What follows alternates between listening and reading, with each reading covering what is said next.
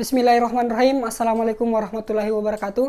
Perkenalkan, nama saya Fabian Fakih, stambuk B1B1 18120. Saya dari jurusan Manajemen Fakultas Ekonomi dan Bisnis Universitas Aluleo, angkatan 2018. Jadi dalam video kali ini saya akan menjelaskan tentang mengatur penetapan posisi merek atau positioning merek. Yang pertama saya akan menjelaskan tentang pengertian merek dan manfaatnya.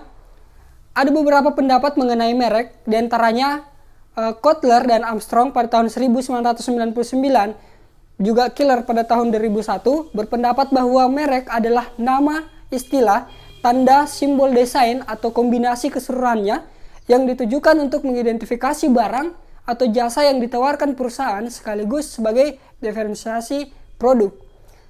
Kagan et al. Pada tahun 1995 berpendapat bahwa merek adalah sejumlah citra dan pengalaman dalam bentuk konsumen yang mengkomunikasikan manfaat yang dijanjikan produk yang diproduksi perusahaan tertentu. Dari definisi di atas menekankan bahwa merek erat kaitannya dengan alam pikir manusia.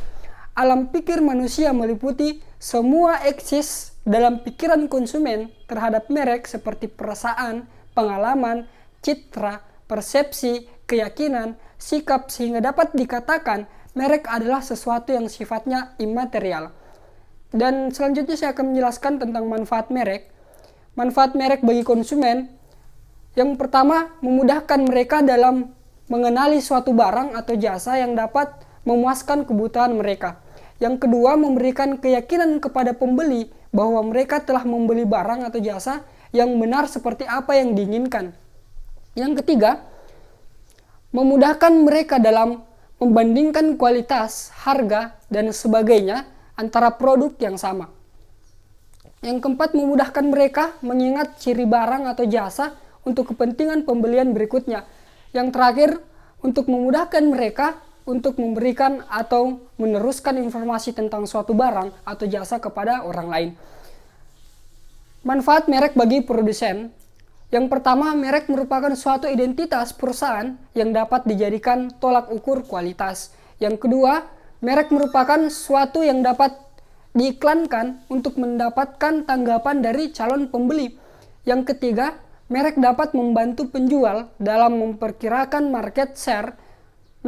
Mereka pembeli tidak bingung dalam memilih produk.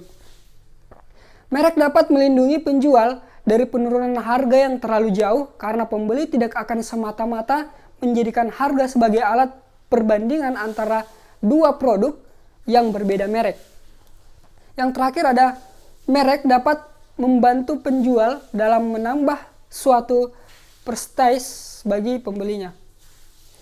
Dan saya juga akan menjelaskan konsep teori positioning, di mana definisi dari positioning menurut Hermawan Kartajaya, seorang pakar pemasaran, menyatakan bahwa positioning adalah salah satu bagian dari elemen strategi pemasaran agar target pasar atau konsumen mempunyai persepsi yang dapat membedakan suatu produk dari produk para pesaing. Tanpa adanya perbedaan yang jelas, maka produk perusahaan akan dianggap sama dengan produk pesaing.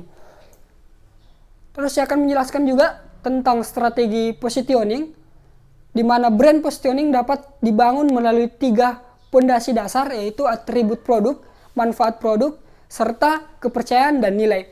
Brand positioning berdasarkan atribut produk adalah cara tercepat untuk membangun brand awareness, tetapi pondasi ini hanya memberikan efek jangka pendek karena keunggulan suatu atribut produk dapat dengan mudah ditiru oleh pesaing. Manfaat produk sebagai pondasi dalam brand positioning adalah suatu langkah yang lebih baik dari pondasi atribut produk.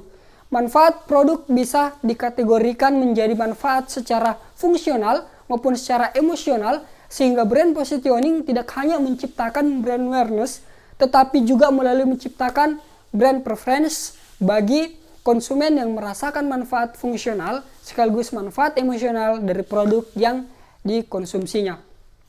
Selanjutnya saya akan menjelaskan strategi reposisi merek. Menurut Ramesh Kumar, seorang profesor marketing dari Indian Institute of Management di Bangalore, India, memberikan persyaratan waktu, situasi, dan kondisi yang tepat untuk katakan strategi reposisi merek.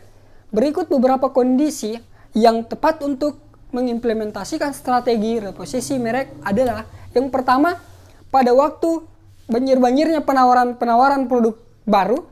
Yang kedua, pada saat merek yang sudah mapan tidak dapat memberikan penawaran atau fitur lain atau varian yang sama dengan yang telah ditawarkan oleh merek-merek baru atau new brand. Yang selanjutnya, ketika citra temporer dibutuhkan pada kategori-kategori produk tertentu sebagai akibat dari adanya perubahan psikografis konsumen.